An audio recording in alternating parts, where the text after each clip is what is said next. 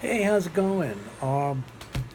Suddenly realized that I didn't talk about the comics that I got last Wednesday, and I figured I would just try to quickly combine 2 weeks worth of stuff in no particular order. So let's see what we got going.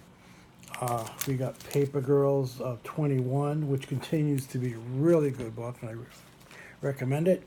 Uh, this week got the Immortal Hulk, which I'm looking forward to, but I haven't read it yet. Like I sort of like the idea of Hulk being this unkillable uh, being who can't die, and Banner basically being cursed and trapped within him. Infinity Countdown number 4, which, as I've said before, has nothing to do with the movie. We got Shade the Changing Woman, the Young Animal imprint from DC, and this is issue number 4. It continues to be cute. I'm not sure how long I'm going to be uh, keeping up with it, but it's one of those books that, like Eternity Girl, is like odd for odd's sake, and I'm not sure.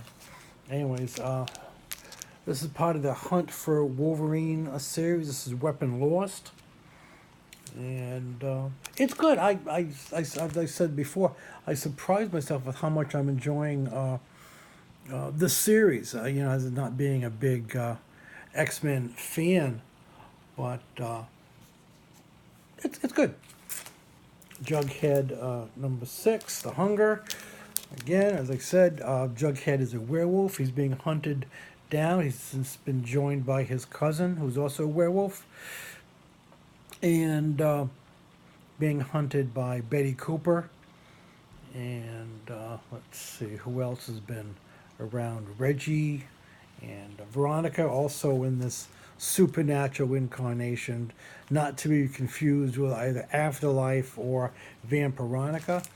I got the cult, Kong of Skull Island 2018 special. I got no clue what this is about, but hey, who doesn't like giant monsters, right? DC, if you remember, last year DC did a number of uh, crossover with Hanna-Barbera characters, and they had like alternate covers. They had one which typical cover with all the, they had the logo and everything, and then they had these other uh, really nice covers, minus the logos and everything. This is Aquaman versus Jabba Jaw. Number 1, as you can see here,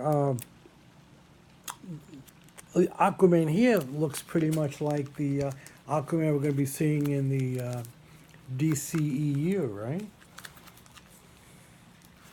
And we got Black Lightning versus Hong Kong Fooey, which should be interesting.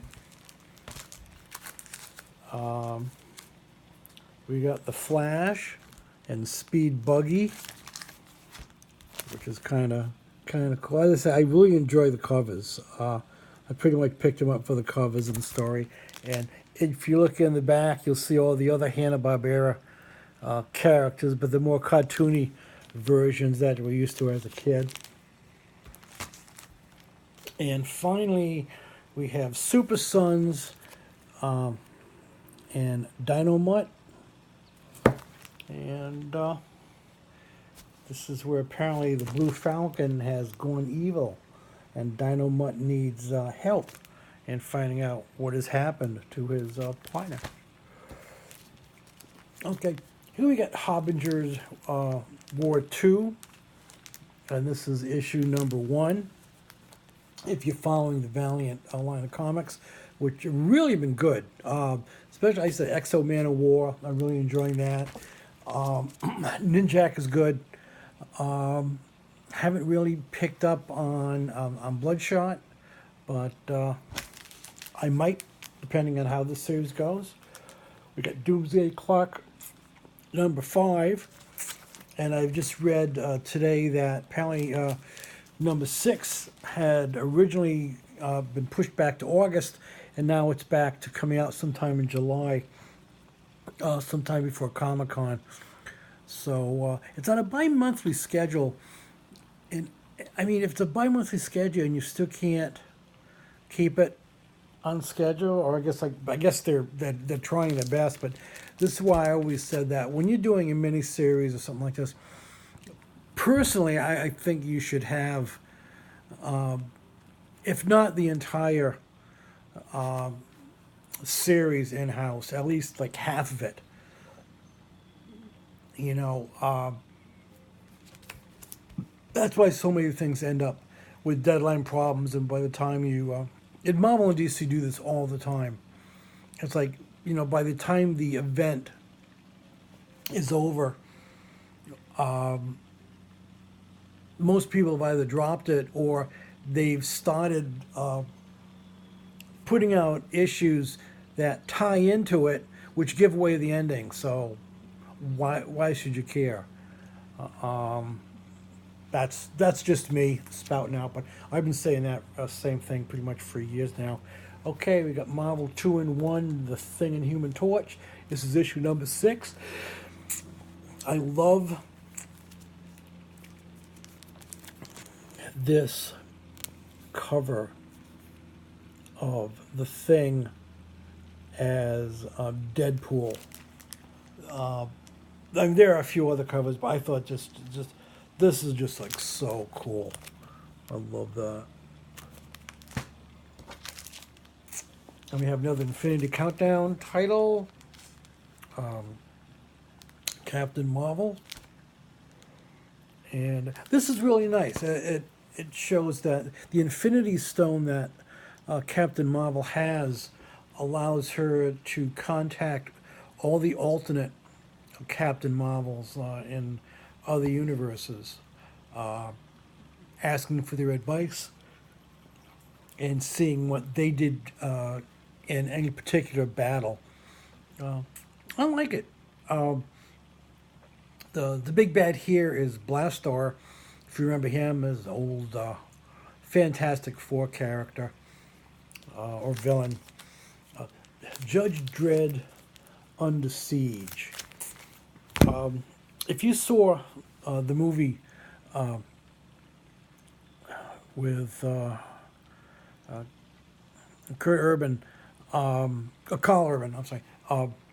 This is pretty much the plot of this. Is you got Judge Dredd and another judge caught in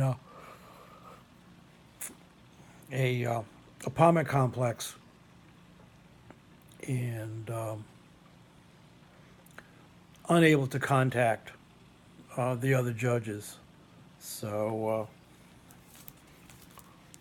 but it's good. I mean, it's really been done. If you like Judge Dredd, and I say if you like that film, I don't know how they're going to change. I'm not sure how many issues. Oh, yeah. This is probably at least 2 or 3. Things are going bad for the judges, but it is Judge Dredd, so you know for sure that he'll come out of it. All the private, same thing can't be saying for the other judge, and then the other characters are there. And finally, we have Rick and Morty. This is issue number 38 from Oni Press. This is the second part of the Morty as vampire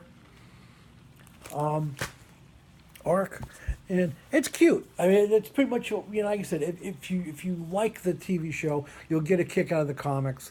It's like, you know, if you're a fan of The Simpsons, you like The Simpsons comics as well.